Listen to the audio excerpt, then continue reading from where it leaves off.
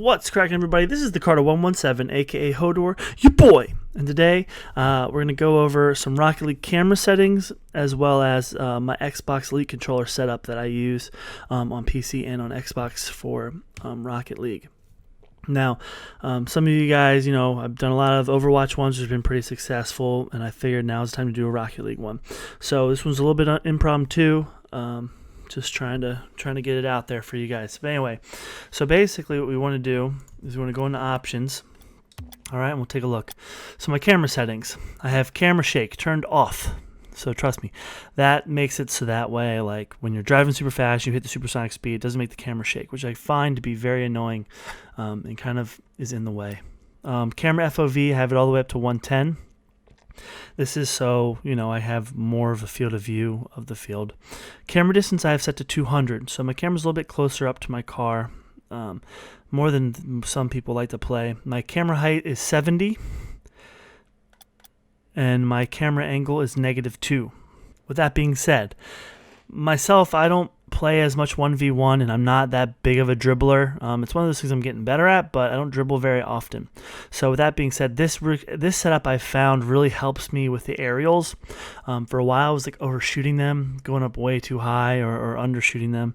And this has made some a little bit more accurate because it's more like in line with where the car is. And I'll show that to you in a second. Camera stiffness I have set to 0.75. I had it on 10, and I found it was just a little too much like with the car, especially when you have to do quick movements and whatnot. So I found that 0.75 is what works for me. And then camera swivel speed is basically, your right thumbstick when you move your head around and everything. Invert swivel pitch, I've turned off. Hold ball camera, I have off. Hold cam indicator, I have off. And ball arrow I have on. Now controls, so in this newer update they made it so that way you can adjust what your controller dead zone is. It's defaulted at 0.3. So what I did is I turned my dead zone down to 0.1. I found this is really like the best way for it to have it. It makes the card a little bit more responsive. I found though that anywhere below 0.1, so if I were to put it down, that I found that when I was going up for when I hit double jump aerials, like I would backflip a lot, and really is unfortunate a lot of the time. Makes it super, super hard, to recover and stuff from that when you're trying to backflip, when you're trying to go up for the aerial. So I also have a couple button changes. So the gamepad and then the keyboard and mouse. So right now I'm recording this on my PC, but you can use this for both PC and Xbox except for one button. But anyway, so I have all the normal stuff. So I have power slide, and I have air roll on X, and I'll show you in a second where X is on my Xbox Elite controller, which I find to make it the easiest for me. But what I also did, but you can only do this on PC, is I made it so that way air roll left is when you click the left stick. I found this actually makes it a little bit easier to get a half flip sometimes, because either way, when you do the backflip motion and then push forward on the stick, when you push down on it, your car starts rotating to the left, so that way it does just the spiral you need anyway to get out of it.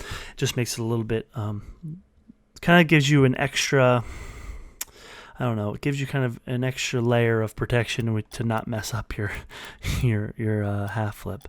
But anyway, that's what I have here for the buttons in game. So let's switch over to the Xbox Accessories app on my PC, and we'll take a look at what I got. All right, guys, so we're in the Xbox Accessories app over here, which this looks pretty much exactly the same as it does on the Xbox. It really makes no difference, between the two. And actually, when you set up the settings on PC or on Xbox, when you switch it over, it syncs from the cloud, so that way you actually have all your presets on both Xbox and on PC, which is awesome. But let's take a look at the button mapping. So for my buttons, as you can see here, I have the X button, so my air roll and power slide are on both of my left-hand paddles. This way, after long game sessions and I could use either finger to power slide or air roll. And then I have boost on the lower right paddles. This makes so I can boost, and it does take advantage of my fingers on the back of the controller, so it makes it so that way I don't really need to worry about, hitting bumpers and stuff like that. Everything else is pretty much the same except for I have X set to the left click, so that's pretty much for when I play Rumble. I find it a little bit nicer there instead of on the other one, just because it's just much easier to do. So Let's take a look at my left stick. So I actually have my left and my right sticks both set to default. Now, you're probably like, Carter, why don't you set this shit to smooth or to aggressive or whatever? What I found is that default is the smoothest, especially now that you can fix the dead zone of the stick in game. I find it's definitely the smoothest when it comes to doing aerials and double jump aerials, so that way you don't backflip or side flip when you're supposed to be up in the air aerialing. Nothing feels worse than that. Trust me. But I mean, if you guys want to play in this, I used to play with it on like smooth, and I would just decrease the smooth a little bit so the graph line is pretty straight, but not really.